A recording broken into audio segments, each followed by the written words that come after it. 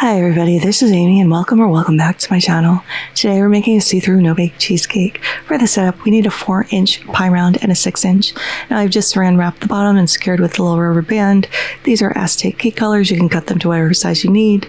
And a parchment paper round of 6 inches. If you have springform pans, that's fantastic. And you can also always substitute parchment for the acetate. Now for our pie. In a little food blender, we are going to chop up 8 graham crackers, pop that into a small bowl along with the zest of 1 lemon. I'm using pink lemons here because they're in season.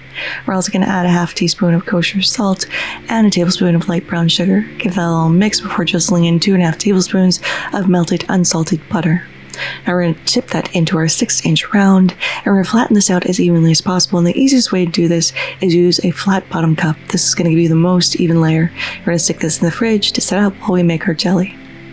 So for our jelly, we are going to bloom a package of unflavored gelatin and a 1/4 cup of cold water, setting that aside for 10 minutes to just activate.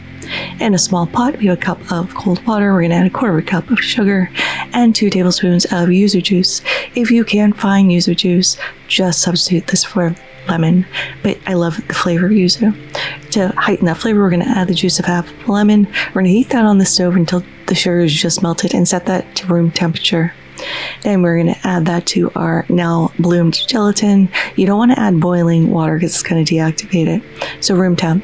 Give that a little stir until all the gelatin is dissolved and set that aside for just additional 10 minutes before pouring in a 1/4 cup to our 4-inch round, popping any air bubbles, throwing that in the fridge for 30 minutes. After 30 minutes, we can add our fruit. I'm using strawberries because they are beautiful and I like strawberries in cheesecake.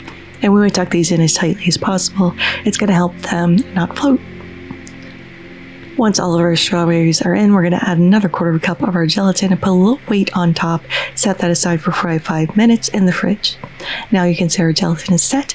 Now we can add the rest of our gelatin, and we're going to only fill this to 2/3 of the way up. And you can use the rest of your gelatin for a little nice yuzu jello.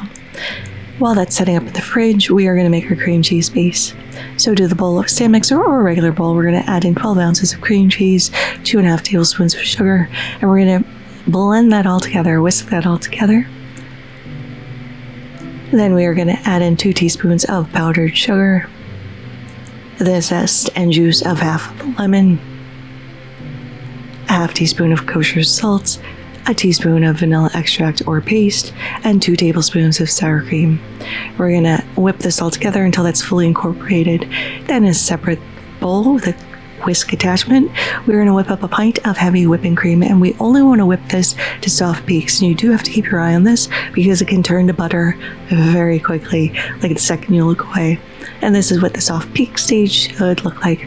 Now we're going to slowly start folding in our whipped cream into our cream cheese mixture, and you can do this in increments. So just dollop a big dollop in there, scrape from the bottom, and fold over.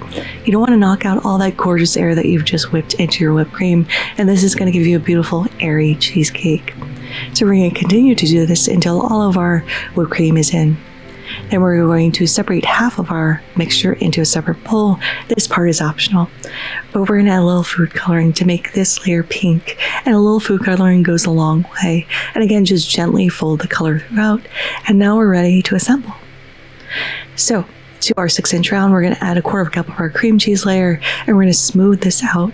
And we want to let this set up in the fridge for about 45 minutes to harden a little bit. After 45 minutes, we're going to add an additional 1/4 cup for our jello to land in. We want to push up the sides a little bit as well. So to unmold, we're going to run a knife around the edges of our jello. If you have a springform pan, just pop that spring. In my case, I'm going to just take off the saran wrap on the bottom and very quickly transfer this into our cheesecake layer. Just going in, supporting the bottom. If you start shaking the ring in the acetate, they should slide right out. And look at that, our see-through layer is good. Now we're going to start filling up the sides with the uncolored cheesecake mixture. just going in with an offset spatula just makes it much easier. And then we are going to top this, and I've only done the white layer to about halfway up the jelly. Then we're going to top this with our pink layer. And this is going to make a beautiful little line division in this. So going in and filling this up, and you will have some cheesecake mixture left over. That's okay. We're going to use that later.